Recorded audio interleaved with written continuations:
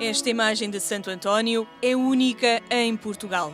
Ao contrário das que habitualmente representam o santo popular, António não aparece com um menino ao colo ou sobre a Bíblia, ou com o lírio ou com uma cruz. Nesta imagem está representado Santo António, doutor da Igreja. Para além do hábito franciscano, a imagem dá relevo ao livro sagrado, aos textos bíblicos que estudou em Portugal e ensinou em Itália, e à toga doutoral do formador dos primeiros franciscanos.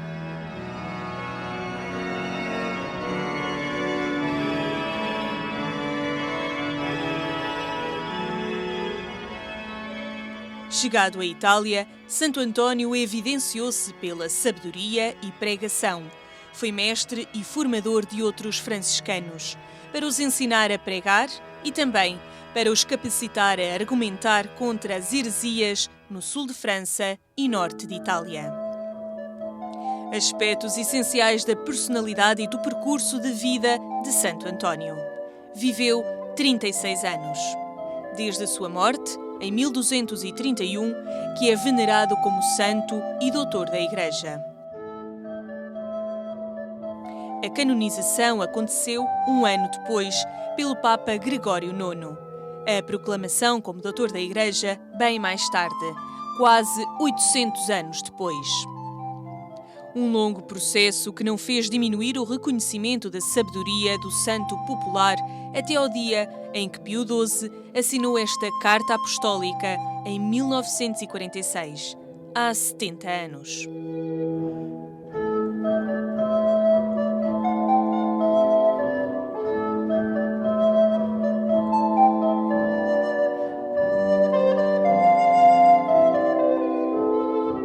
Exulta Lusitânia Félix. É esta a bula que proclama Santo António, doutor da Igreja. Está escrita em latim.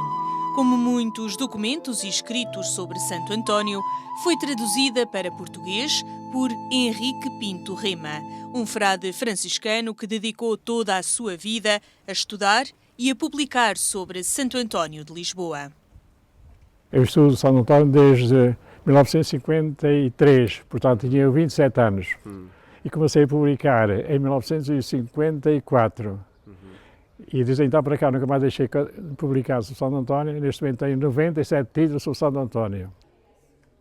Com 90 anos, Frei Henrique Pinto Rema continua a estudar e a ensinar Santo António, o santo que é milagreiro, taumaturgo, protetor e também doutor da Igreja, e sobre o qual escreveu mais de 7.000 páginas. Fez conferências, participou em debates em Lisboa, em Pádua e por todo o mundo.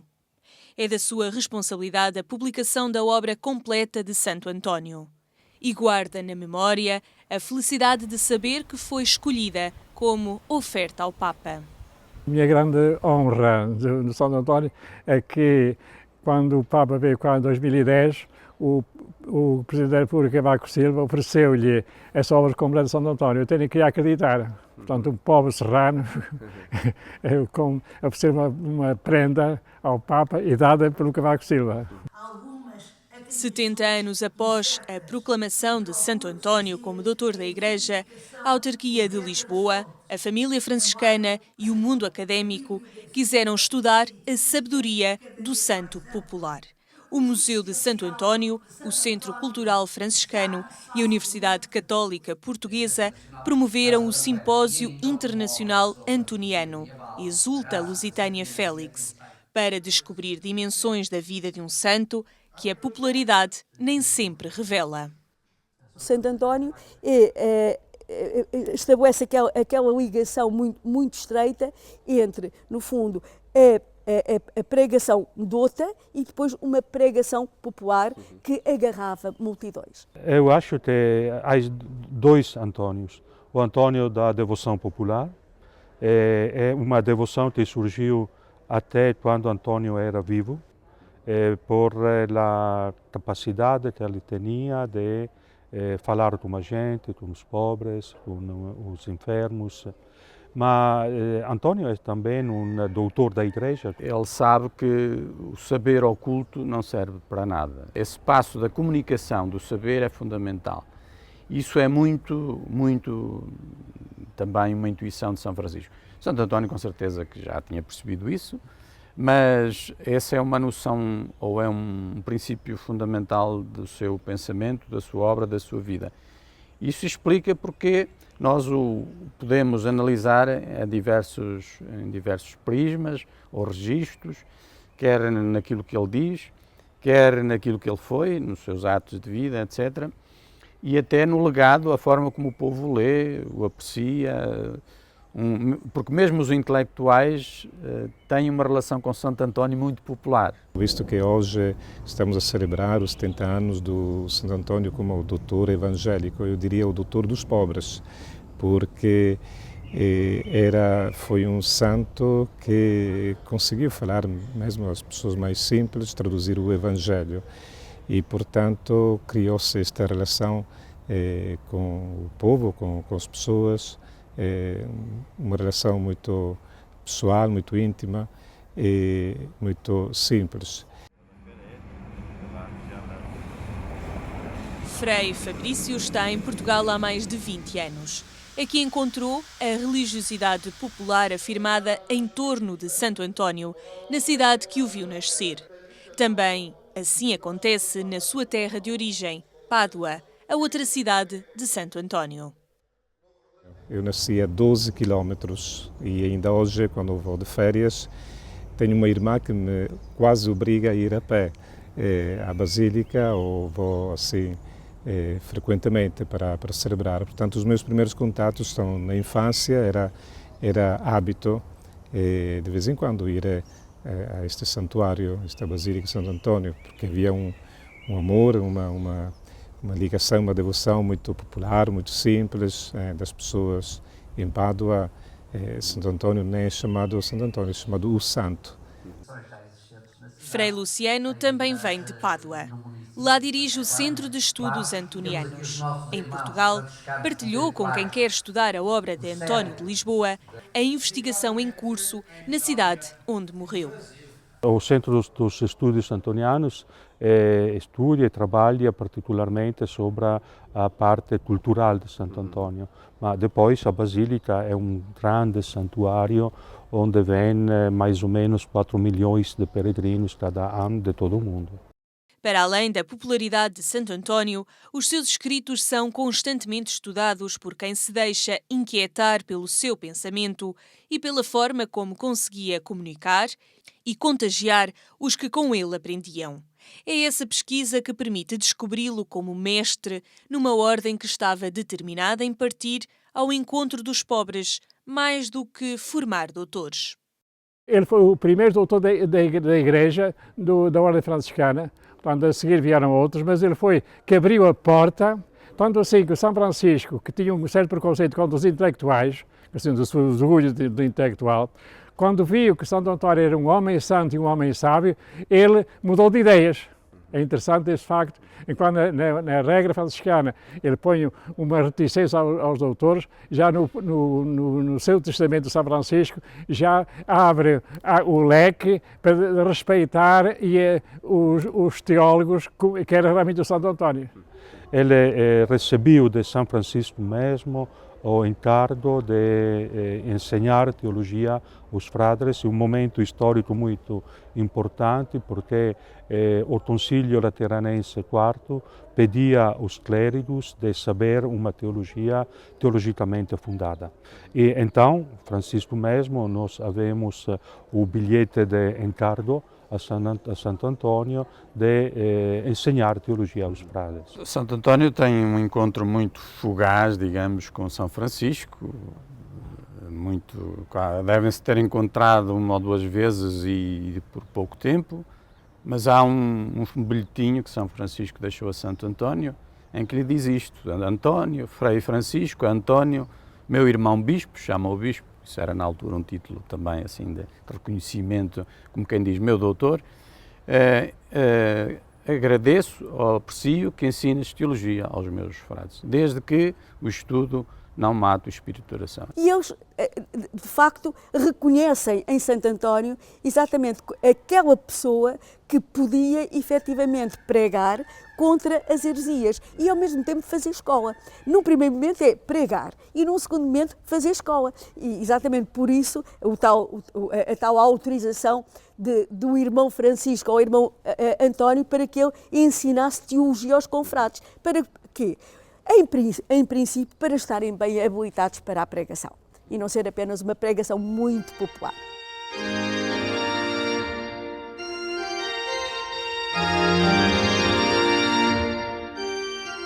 Santo António faz das letras o ambiente do seu franciscanismo. Formador nas fraternidades e pregador nas várias fronteiras, distingue-se no combate às heresias no século XIII. Não havendo estudos na Ordem Franciscana, quando se queria pregar, essa pregação era pouco eficiente, por exemplo, relativamente aos cátaros albigenses, relativamente às heresias. Porquê? Porque os heréticos estavam muito bem, como é que eu hei de dizer, apetrechados teologicamente para defenderem as suas posições heréticas. Ora, não havendo estudo na Ordem, como é que um pregador franciscano conseguia rebater uma heresia? Não conseguia. Ele, de facto, é o primeiro professor de teologia da Ordem, começou em Bolonha, não foi durante muito tempo, na altura ainda não havia a Universidade de Bolonha, surgirá uns anos depois, mas como que começa ali, a partir deste embrião, a ideia de um centro de estudos teológicos para a formação dos frades, pensando sobretudo naqueles que iam pregar e, portanto, precisávamos estar preparados, etc.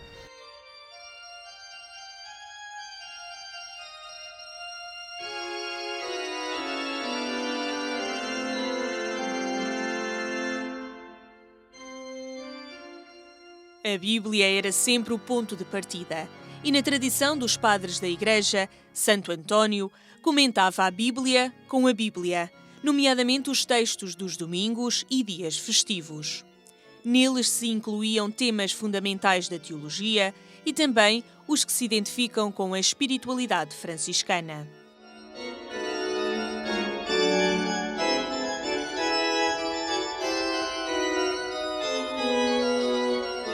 Antonio vive no último período da teologia patrística. Ele ensina teologia comentando a Bíblia com a Bíblia mesma. Mas depois vem um mudamento na cultura teológica, sobretudo na escolástica, e a teologia estava explicada sobretudo com a filosofia, com ratio e sapiência, são as duas colunas que tem o pensamento medieval. Santo António ensina que nós devemos ter uma fé muito viva em Jesus Cristo, temos uma fé muito viva em Maria Santíssima, temos uma fé muito viva na Igreja, apesar de todos os seus pecados, porque a Igreja é santa, mas é feita de pecadores. Eu devo ser santo, a Igreja é santa, mas eu sou pecador. A Igreja é santa, você é pecador, somos nós todos. E, portanto, mas somos felizes, a felicidade vem através do cumprimento das obrigações. Pois Santo António é hoje também muito estudado pela sua sensibilidade social e até aquela faceta da correção dos costumes, mesmo como hoje faz um bocadinho o Papa Francisco, ad intra, portanto, a veemência com que ele se dirige ao clero, denunciando a usura, o autoritarismo, a falta de fidelidade àquilo que se prega. Um dos temas é também a renovação da Igreja.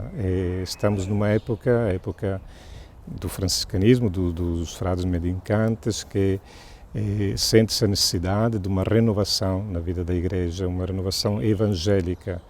E os frades são um pouco enviados a renovar a Igreja através do seu exemplo de vida e pregando a penitência. Santo António entra nesta onda de pregar a penitência, de dar a conhecer a palavra de Deus e também o tema da caridade.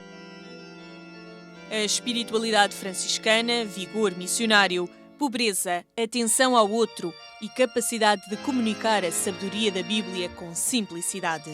Dimensões da vida de Santo António, que podem representar o ideal de franciscanismo.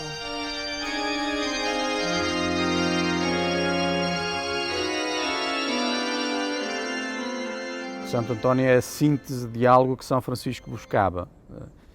São Francisco queria essa tal, voltar à frescura do Evangelho, a simplicidade dessa sabedoria que Jesus comunicou aos seus discípulos e, portanto, quer comunicar a todos, mas ao mesmo tempo, nós vemos isso logo em São João, em São Paulo, essa mensagem de Jesus requer, de facto, uma certa cultura, até um alto saber. Portanto, o cristianismo é uma religião douta, não há outra forma de a percebermos e de a vivermos. É o perfil de um franciscano que tem cultura, mas que não faz da cultura um motivo de poder, de imagem, mas um motivo de serviço, de proximidade às pessoas. Santo Antônio traduziu a doutrina da Igreja e também a palavra, a Sagrada Escritura, às pessoas, ao povo, falando a língua do povo. Sabedoria e simplicidade, estudo e anúncio, proximidade permanente à Bíblia em referência ao cotidiano. Perfil do santo popular que é também o 29º doutor da Igreja. Está na curta galeria de apenas 36, que vivem e traduzem o pensamento cristão no seu tempo e nas gerações que se seguem. São homens e mulheres que, ao longo destes 2 milénios, foram reconhecidos como verdadeiros intérpretes, enfim, não só do sentimento, mas do pensamento cristão, da teologia, da moral, da espiritualidade. É uma pequenina lista, não é? E isto com todo o direito por causa da sua obra teológica, que nele tem sempre uma intenção, ao mesmo tempo moral, portanto, de aplicação à realidade, e mística, de elevar essa realidade e essas considerações, enfim, ao seu último destino e ao seu último significado. E isso é que é propriamente o lugar de Santo António na história da Igreja e na história da cultura.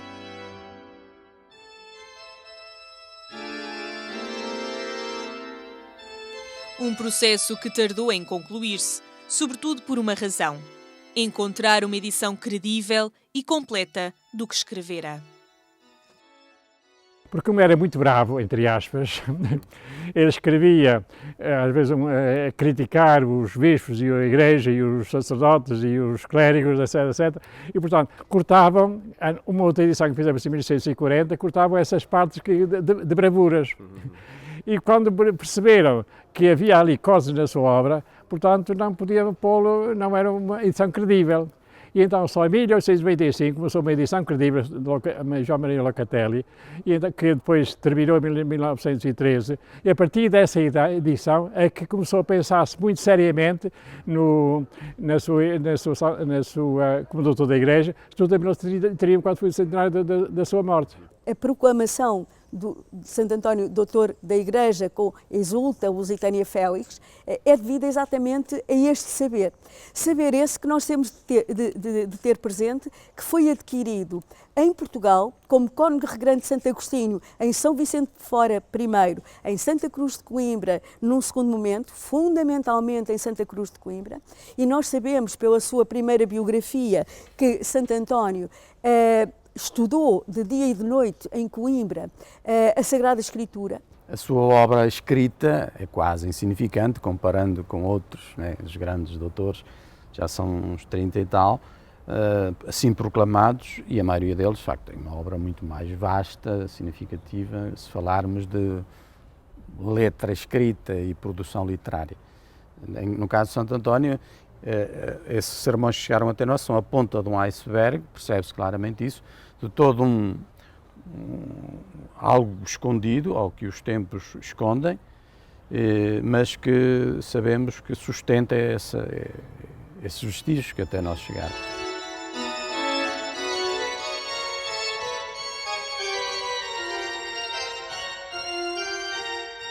A comprová-lo estão as referências a Santo António em todo o mundo. As populares descobrem-se na espontaneidade das gentes. Outras, através do estudo, da leitura crítica dos escritos de um homem que mexeu com o mundo. Nós hoje estamos a falar dele em Portugal, mas Santo António mexeu com o mundo, a partir dessa sua visão missionária, ou então de uma igreja que tem que sair.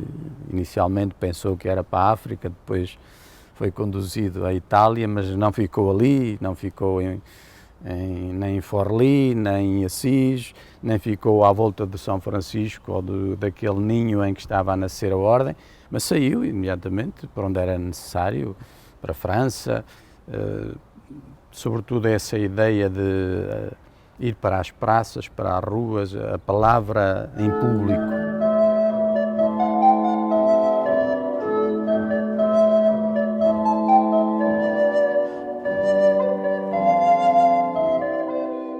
História e pensamento de um santo que é popular, capaz de colocar uma cidade em festa e que tem a seus pés, permanentemente, promessas e todos os pedidos.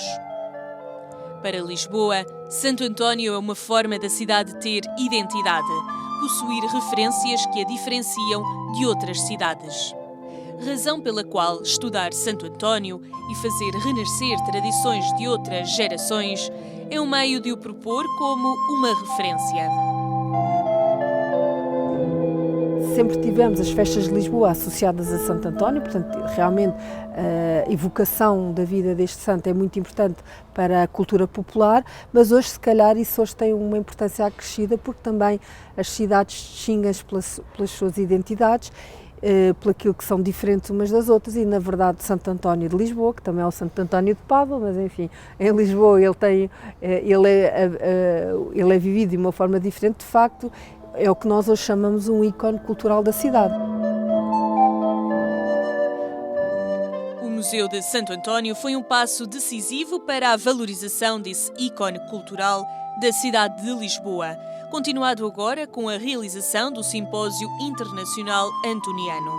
Um dia de estudo que terminou com a promessa da criação de um centro de estudos e investigação sobre Santo António, pouco depois de ter sido afirmada a sua urgência. E eu creio e espero que em Portugal, à semelhança, por exemplo, que já acontece em Itália, se possa também desenvolver aqui uma área de estudos antonianos que venha a ter reflexos no futuro mesmo nas dimensões populares, ou seja, ajudar as próprias dimensões populares a partilharem também destas áreas de pensamento e de reflexão. E a nossa intenção é, no fundo, prolongar e ampliar este esforço de conhecimento sobre Santo António através deste Centro de Estudos de Investigação, sobre Santo António, capaz de agrupar, apoiar, consolidar todas as instituições que hoje se debruçam sobre Santo António, de forma a potenciar este conhecimento, quer em Portugal, com a ligação em rede nos vários países onde Santo António merece uma devoção particular das comunidades. E se é inquestionável a necessidade de descobrir o pensamento de Santo António, pode juntar-se uma outra razão para a criação do Centro de Estudos e Investigação. Toda aquela doutrina que ele depois transcreve nos seus sermões, aos esboços de sermões como estão publicados, é de cá. E nada como conhecer o pensamento antoniano para saber o que era a mais alta expressão da cultura portuguesa logo nas primeiras gerações da nacionalidade. Isto, para nós, repito, é muito importante também neste aspecto. Santo António de Lisboa, aprendiz em São Vicente de Fora, em Lisboa, e depois em Santa Cruz, em Coimbra. Franciscano por opção. Quis ser missionário, mas distinguiu-se como pregador em Itália e sul de França. Em Assis, juntou-se aos seguidores de São Francisco, com quem se encontrou e está nos alicerces do franciscanismo em todo o mundo. A vida de santidade, o estudo da Bíblia, a sua pregação e a obra que o testemunha fazem de Santo António o único português doutor da Igreja. Há 70 anos.